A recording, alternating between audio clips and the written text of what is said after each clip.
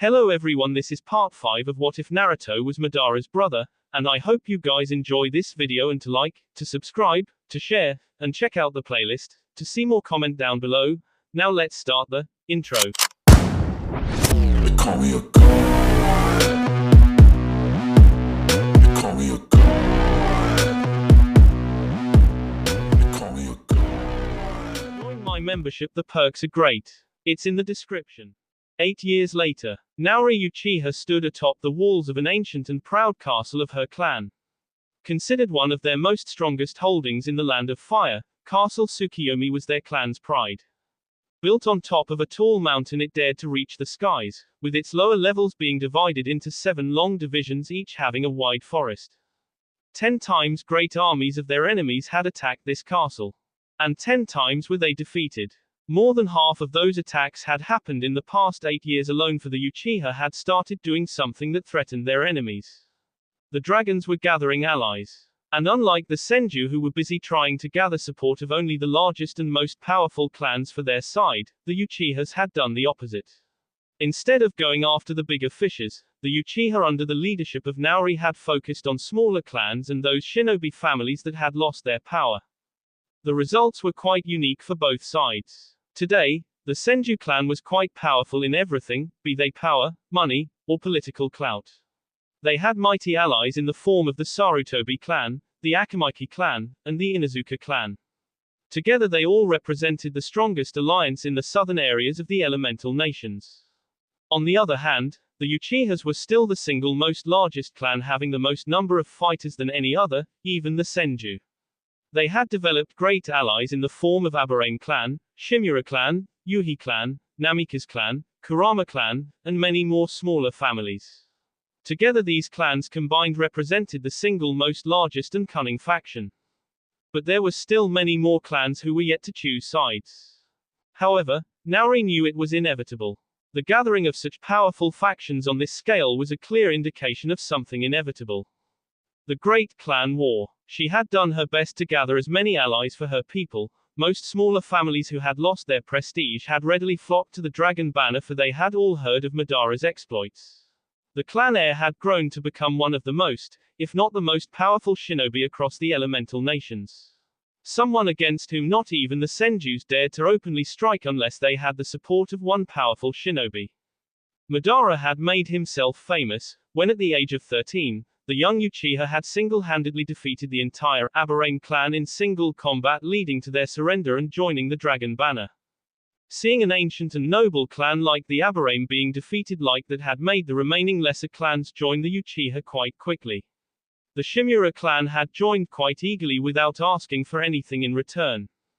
However, the Yuhi, Namikaze, and Kurama clan had taken quite some persuading along with fertile lands to settle upon in the Uchiha territory, along with intermarriage between their families and lesser powerful Uchiha families to join the cause.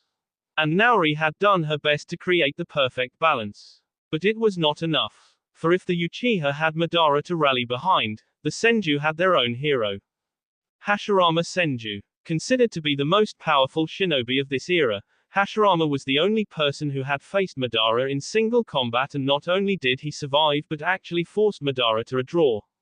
The Senju was highly respected among his clan, and it was his jovial and friendly nature that made powerful clans like the Sarutobi, Inuzuka and Akamaki readily join their cause. Madara had developed a personal rivalry with the Senju leader, which only went up a notch when Madara declared the dragon as the Uchiha's official symbol, apart from their ancestral fan. Hashirama retaliated in kind by choosing the antler, a fine animal found in the forests, as the Senju's official symbol, apart from the Vajra that had been their symbol for thousands of years. She was distracted from her thoughts by the sound of steel clashing against steel. Looking down into the training yard, she was pleased to see her 6 bodyguards engaged in a fierce duel. The group's name being inspired by that of their leader. Naori's eyes settled upon the one having the most dark long hair tied in a ponytail as he finished performing his hand seals, unleashing a massive fireball.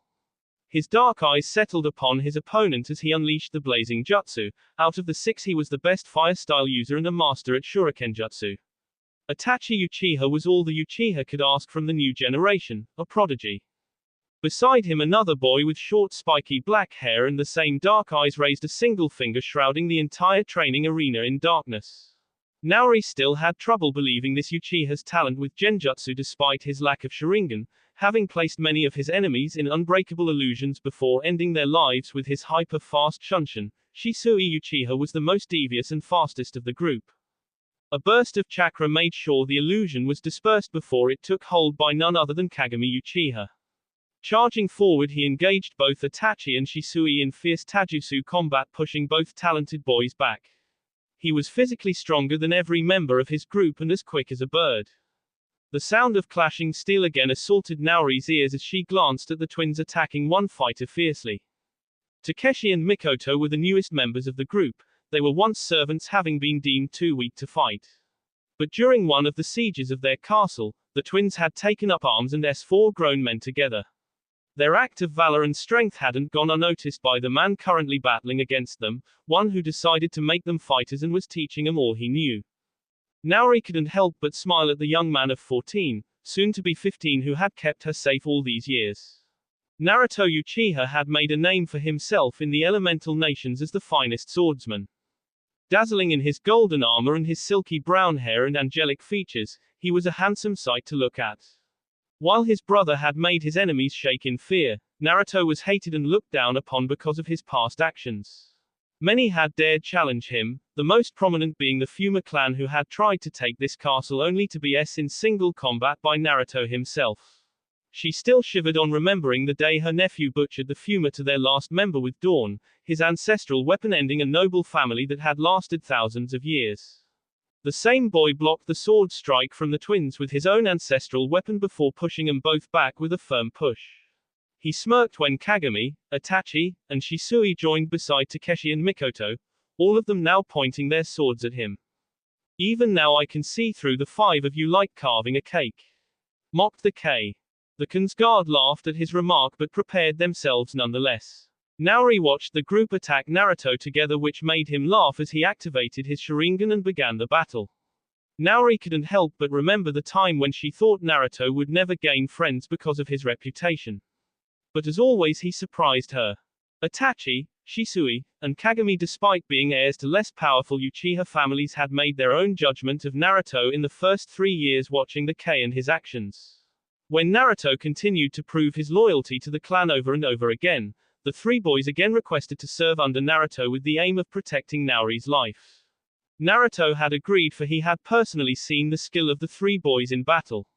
At the same time, against Naori's wishes, her nephew had inducted Takeshi and Mikoto under his command. The twins were supposed to be servants, but Naruto took them under his wing and taught them how to be ninjas. As the years passed, the group learned how to work together and accept each other despite the different likes and personalities. Kongsguard, they were called for their unflinching loyalty towards their leader, the K. Naruto chuckled when his kick connected with Takeshi's solar plexus, making them boy gasp and fall to the ground in pain. He gave another quick roundhouse kick, sending both Mikoto and Kagami crashing away.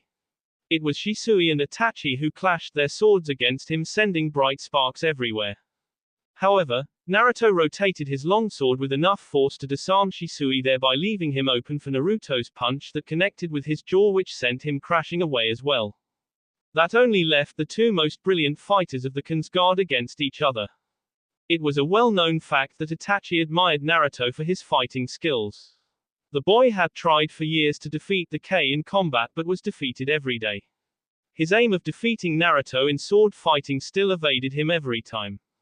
Itachi charged forward wordlessly, aiming his weapon for a horizontal S towards Naruto's C. The older Uchiha simply sidestepped before kicking Itachi in the knees, earning a pained grunt. Both boys again began fighting fiercely, but Naruto had a distinct advantage with his Sharingan, and Naori could see, despite Itachi's best efforts, her nephew was handling the boy with ease. Naruto finally had enough and charged forward, feinting a strike to the right which made Itachi react in defense. The K smirked victoriously by changing his sword hand to the left one and delivering a painful strike to Itachi's ribs that made the boy double over as Naruto placed his sword on his fellow Uchiha Zen.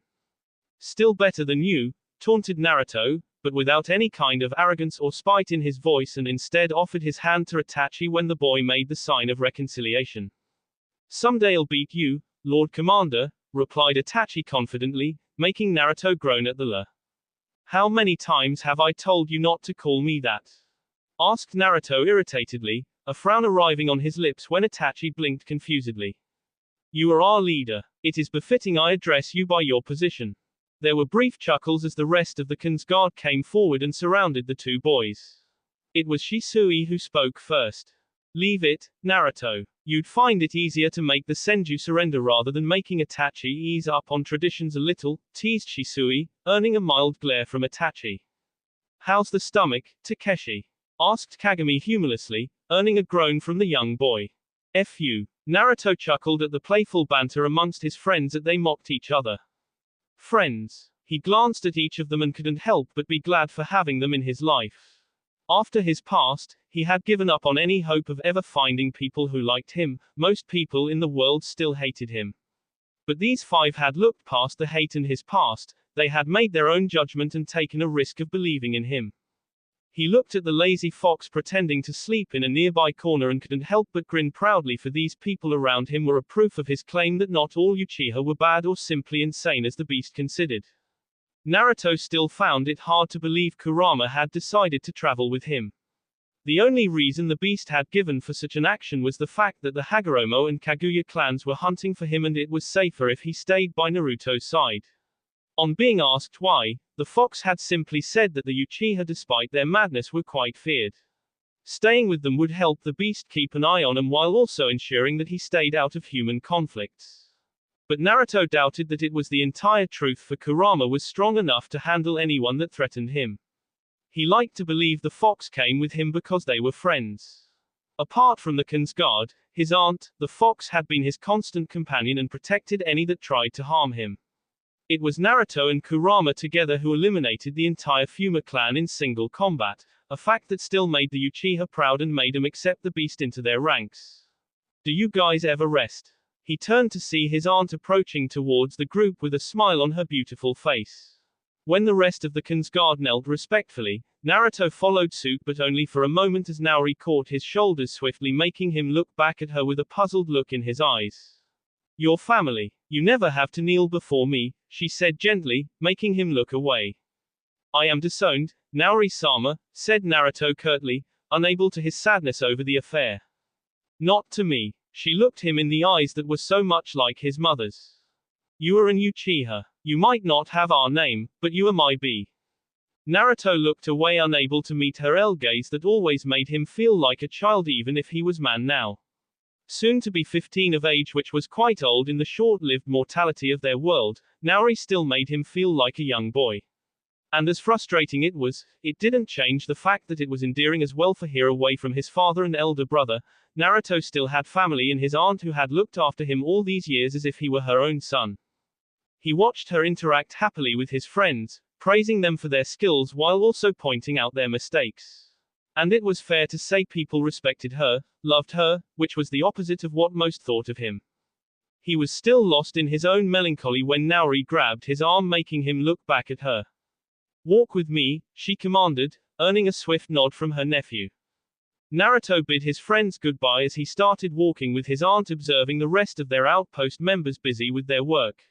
Servants were seen buzzing around with the daily chores, the weaponsmith was forging some new swords, the guards were manning their stations with full vigilance, the traders sat in a corner offering various goods from lands far and near, the whores were present in a far-off building waiting for any who wanted to enjoy their services.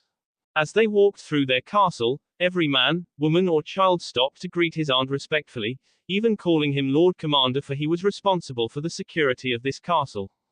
But as soon as they turned their backs, those very same people glared at his back and whispered with loathing evident in their voice. He had gotten used to it over the years, often smiling at those glares and whispered taunts. But every time it felt like a dagger to his heart, one which he would bear for the rest of his life, and nothing would ever change the stain on his honor and his reputation. Does it bother you? Asked Naori sadly, and was not surprised when he gave her a mocking smile. A dragon doesn't bother with the opinion of sheep, replied Naruto with such ease that made her believe him, but his eyes spoke a different story. Your eyes betray your pain, Naruto. They have always held a beautiful yet sad melancholy look in them, whispered Naori. He faltered at her acute observation, still not used to the fact that she could read him like an open book when most people didn't. Or maybe it was the fact that they hated him intensely that made them blind. Poetic. I never thought one so beautiful could be this artistic, he praised with a grin, making her sigh tiredly. We have a visitor today, she said seriously, ignoring his sarcasm. Who? He asked, all playfulness gone from his voice as his eyes turned cold and attentive. Tsukumo Hatake. Despite his shock, Naruto didn't falter and continued walking by her side, and she could see his sharp mind was running through the implications of this event. He is a sworn ally of the Senjus, isn't he? Asked Naruto curiously. He is, as is the rest of his clan. But today he came to us for aid, revealed Naori frankly. Most Uchihas would have erupted in anger over the actions of a known enemy, but not her nephew. She watched him close his eyes briefly, and when he spoke she couldn't help but see her brother in him. The Hatake clan are distant allies of the Senju. They have fought for them for nearly a century, but I have heard recent reports of discontent growing in their ranks. Most prominently due to the frequent land poaching done by the Sarutobi clan in their lands with the permission of the Senjus. Something has changed, suggested Naruto. Correct. Something has happened. By now they had reached her chambers, and Naruto saw a tall man with pure silver hair that reached up to his shoulders and stark gray eyes waiting for him. The man was fully armed and armored, carrying with him a fine short sword and the symbol of his clan, an eagle on his sea. The White Fang, people called him. And he was straight to the point. Have you made a decision, Naori-sama? Asked the Hatake curtly. The Uchiha woman smiled as she walked past her nephew and the Hatake leader before seating herself in her chair. When she spoke again, both men were surprised. That depends on my nephew, Lord Tsukumo, said Naori with a hidden smile. Naruto unflinchingly stared as the man turned towards him, the judgment evident in his hard eyes, but then his eyes shifted towards the Uchiha ancestral sword, Dawn, on Naruto's hip, and he was reminded of something else. Naruto Uchiha. The boy of 14 knew saying his name was hard for the older man against the term people usually addressed him by. But Tsukumo was a smart man who needed help, and Naruto was pleased to meet a leader who set aside his pride for his people, even if the same man looked at him currently with disapproval evident in his eyes. Lord Hatake, he replied curtly. You have asked for our help, Lord Tsukumo. And while it is true that I am the representative of my clan on behalf of my elder brother, it is my nephew who retains command of our forces stationed here so far from home. If you need aid, you have to make your case to him, directed Naori, surprising Naruto as he stared at her. He was no longer the heir or even a spare, and yet his aunt always liked to thrust these political problems at him quite often. Even now she was smiling amusedly, waiting for his decision as Lord Tsukumo stared at him impatiently. Let's hear it, said Naruto in a resigned voice. The Yamanaka. Naruto didn't miss the hatred in the man's voice or the anger present in his gray eyes as he said the name of one of the most noble and feared clans of the world. What of them? Asked Naruto seriously. A week ago, Awashi Yamanaka, the current heir of the clan, abducted my daughter from my home forcefully. I want her back, said Tsukumo bitterly. Naruto appreciated a man who got to the point without any unwanted conversation.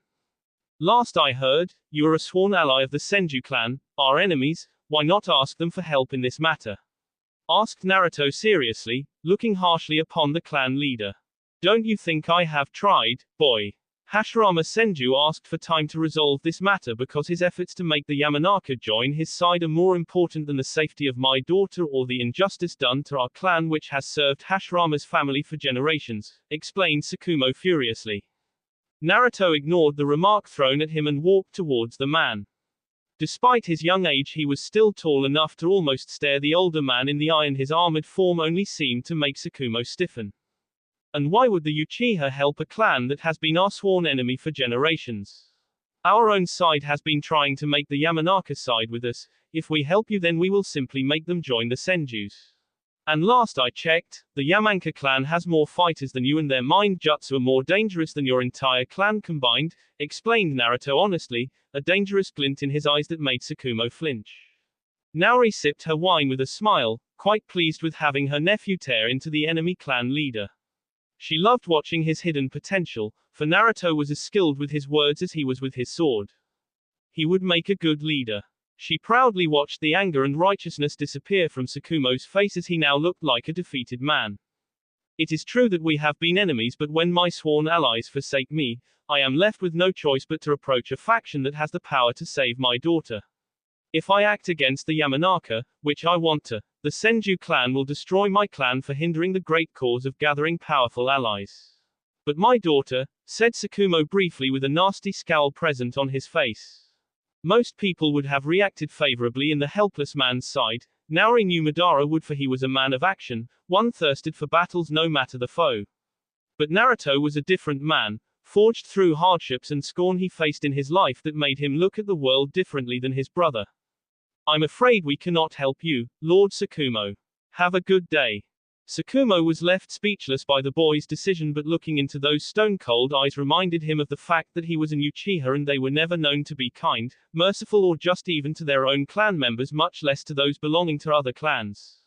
He had known about this possibility but had still hoped to gather some support for his family and clan by manipulating the Uchiha's hatred for the Senjus. But the K was far sharper than people gave him credit for. The boy might be a criminal, but he was dangerous. Tsukumo had seen that. He looked at Naori one last time for another answer, but she regretfully shook her head, accepting her nephew's decision. Tired and defeated, Tsukumo turned around and started to walk away when he was forced to stop. Swear fealty to my clan, and I promise to give you back your daughter, your lost lands, your stolen dignity, and make your enemies repent for their actions against you. Tsukumo turned back swiftly, his face a mask of surprise and relief, which was further elated when he saw Naruto stare back at him unflinchingly. I will personally lead this mission along with my Kinsguard and see that justice is done for both our clans, promised Naruto. Naru, said Naori hesitantly, while she knew he was strong, going up against the Yamanaka clan with just his Kinsguard was not enough. More than that, it was not worth risking so much for the Hatake clan that barely had 300 fighters. Naruto looked back at her with a conviction ever present in his brown eyes. If we can't protect our prospective allies, then why should they protect us? Tsukumo looked on as Naori nodded her head, albeit reluctantly, giving her approval, which finally made the boy in golden armor start his own march towards the exit. Naruto stopped only to turn around and find Tsukumo staring back at him, but with less distaste in his hard eyes. You're not the man I expected you to be, stated Tsukumo honestly, and saw a far-off look present in the boy's eyes, likely as he remembered some memory from his past. Neither did I, Lord Tsukumo. The boy gave a curt nod before marching out without ever looking back, his dark cloak strapped on his armor swirling gracefully behind him. Tsukumo didn't know how long he stayed there staring at the door, for a lot of things had changed for him in the past few minutes. Most of all, he had judged a man wrongly. It was always said that even the most powerful and deceptive ninjas couldn't hide their treachery or evil lurking in their hearts if one looked closely in their eyes. For the eyes were a reflection of a person's heart, and today he had seen the heart of Naruto Uchiha. He felt another presence arriving beside him and saw Naori staring at the same door with a sad look in her eyes. Do you think he can do it? Asked Tsukumo finally, making the beautiful Uchiha smirk.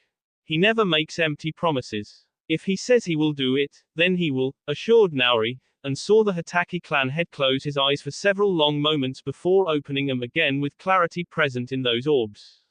If he manages to save my daughter without attracting the attention of the Yamanaka, Senju or anyone else, then I will officially join your side along with my clan. The Hatake will fight for you. We are not a large clan but a proud one. And we can fight as fiercely like any other great clans, promised Tsukumo, earning a nod from Naori. Then for the time being, until Naruto completes his mission, you shall be our guest. Once the deed is done, we'll make the treaty official, and while I have every faith in your integrity, I will remind you that a dragon never trusts easily, and if wronged, it burns its enemies to ashes, said Naori cryptically, with a chilling smile that made Tsukumo shiver as he remembered how Madara Uchiha alone had decimated the Aberrane clan in single combat.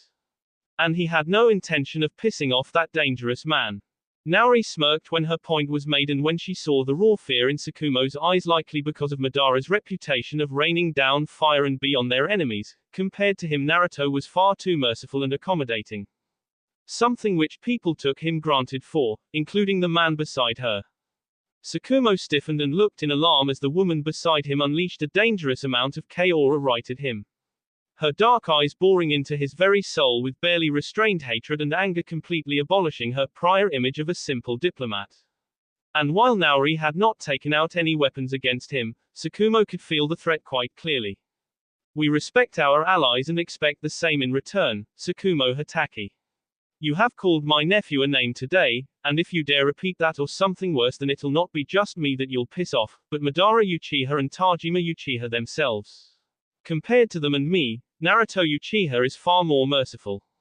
Understood? She asked icily. He saw it then. The madness this clan was famous and feared for. Because there was none who loved or none who hated as fiercely as the Uchiha.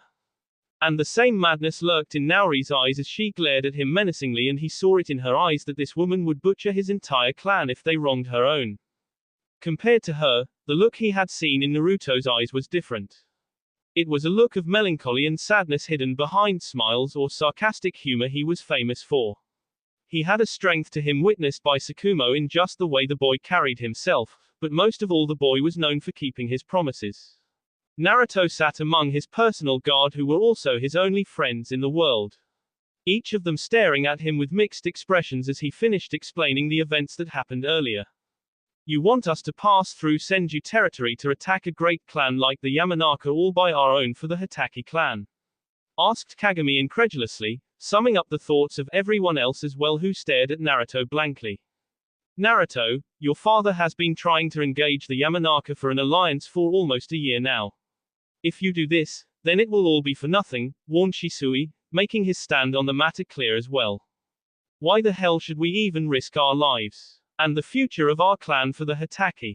They have been our enemies for nearly a century, responsible for the death of many of our brethren.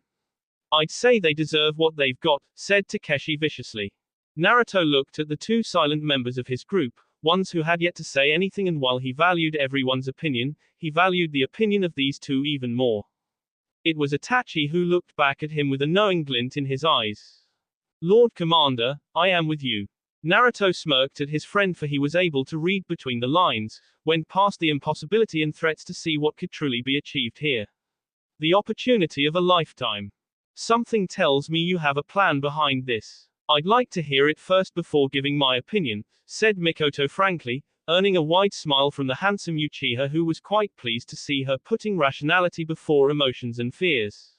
He looked at his opposing friends, who were at least now willing to listen to his idea, even if it was extremely crazy in their opinion. The Yamanaka will never join our side willingly, no matter what father does, stated Naruto honestly. Why? Asked Kagami with a frown on his face, which made Naruto nod. Because our clans are a little too similar. We Uchiha are masters of manipulation with our genjutsu and Sharingan, the Yamanaka are the same with their mind arts. When one can control the will of another, they refuse to bow to someone similar to them capable of doing the same thing. The Yamanaka know that we Uchiha can counter their mind manipulation no matter how subtle, thereby rendering their chances of gaining advantage over us secretly useless. The Senju on the other hand are not so strong in the mind arts, and considering Hashirama's friendly and trustful nature, the Yamanaka will attempt his manipulation from the shadows. It will be subtle and may take time, but those Mindwalkers are willing to take the risk, explained Naruto seriously. Then why this farce of talks with your father? If they really want to join the Senju, why not do so? Asked Takeshi irritatedly, having the shortest temper among them all and one who hated politics of any kind, unlike his smart sister. To get as much benefit as they can from whichever side they join, while also displaying a fake respect to the faction they choose not to join. It's a much larger game, explained Itachi seriously, his face as blank as ever. They are dangerous. What should we do? Asked Kagami hesitantly. The chilling smile that arrived on Naruto's lips momentarily stopped all their hearts. It's time to hunt a Mindwalker. That will be all for this video. Be sure to like, subscribe, share, and comment down below for more videos. Goodbye.